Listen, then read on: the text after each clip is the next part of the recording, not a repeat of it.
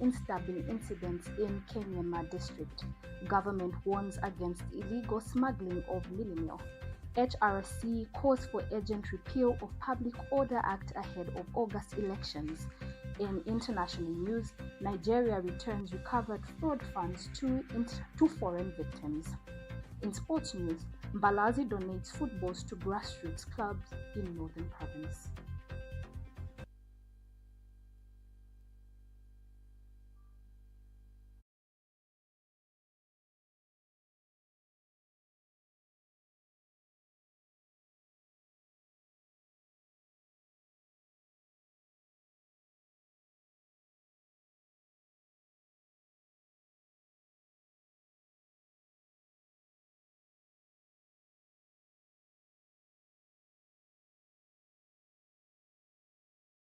Welcome back. Now for the news in detail. 4 women have died in a series of stabbing incidents that occurred on March 15, 2026 in Kalapo area of Nkeyema district in Western Province.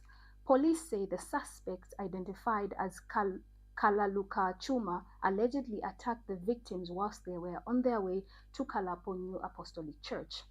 One of the victims was carrying a 3-year-old baby on her back who survived the attack, whilst her 5-year-old son managed to run to the village and alert community members.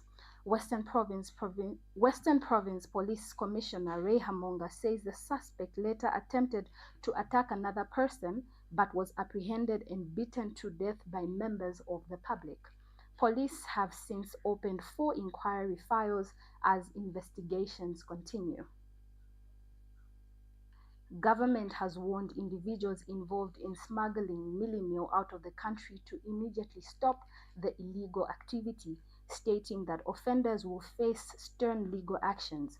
Ministry of Defense Permanent Secretary Mambo Hamaundu says anyone found exporting Mealie without following the laid-down procedures will face the full force of the law. Mr. Hamaundu says the illegal trade is disputing the market environment and undermining government efforts to manage the country's food supply. He added that while people living in border communities may buy 1 or 2 bags for personal use, authorities are concerned about individuals who exploit this arrangement by purchasing large quantities, emphasizing that exporting of Mealie is only permitted after government assets national food reserves.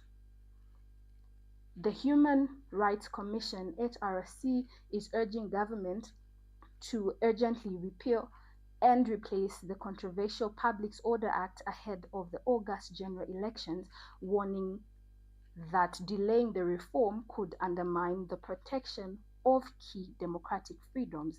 HRC spokesperson Mwewa Muleya says the commission has already submitted its proposal to the National Assembly of Zambia, advocating for legislation that better protects citizens' fundamental rights.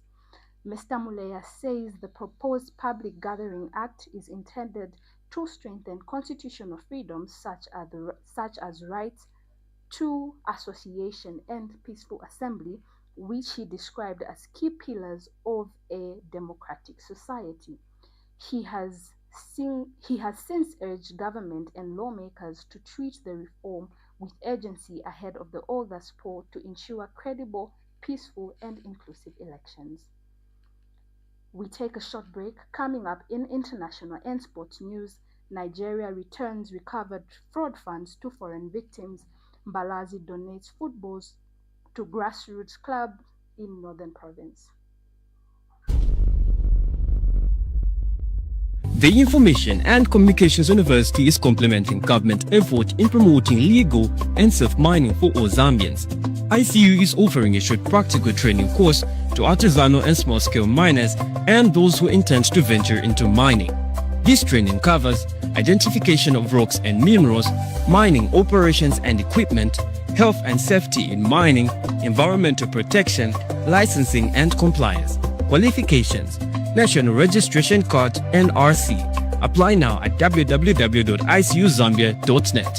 For more information, contact the ICU School of Mines, Department of Artisanal and Small-Scale Mining at +260 763 302 596 or +260 973 263 492. For analysis of mineral samples, contact the ICU School of Mines Laboratory at +260 973 263 492 or +260 977 833 434.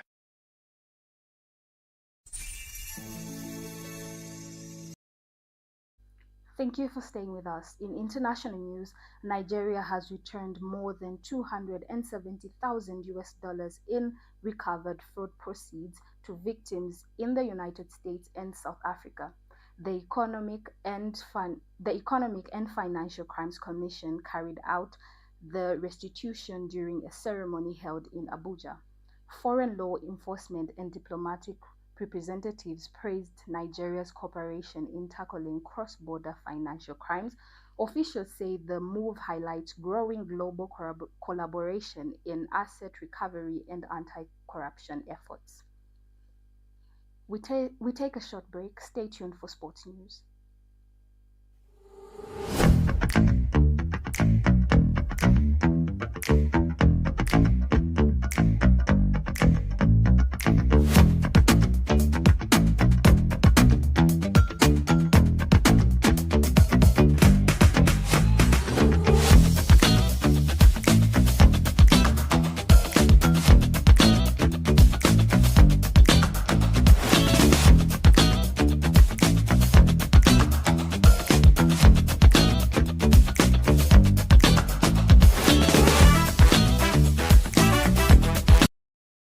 Welcome back. And now in sports news, football development in Northern Province has received a boost as FA's Northern Province chairman Chikonde Mbalazi continues his ball donation initiative aimed at supporting grassroots clubs across the region. The initiative has been widely welcomed by local teams. Recent beneficiaries of the initiatives include Mporokoso United, Mporokoso Green Eagles, Chandamali FC, Kalungwishi FC, and Shombo Red Stars, with each team receiving a football to support training sessions and competitive preparations. Mbalazi says the initiative is meant to support local teams and help young players develop their talents, noting that many clubs struggle with limited equipment. Meanwhile, the club officials from the beneficiary teams have expressed gratitude for the donation, saying it will help improve training quality and motivate players.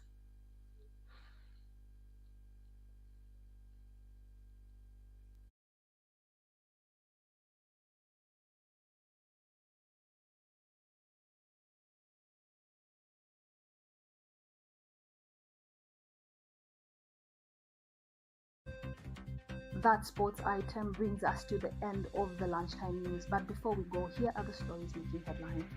4 women killed in stabbing incidents in Nkeyema district. Government warns against illegal smuggling of Mealie. HRC calls for urgent repeal of Public Order Act ahead of August elections. In international news, Nigeria returns recovered fraud funds to foreign victims. In sports news, Mbalazi donates footballs to grassroots clubs in Northern Province.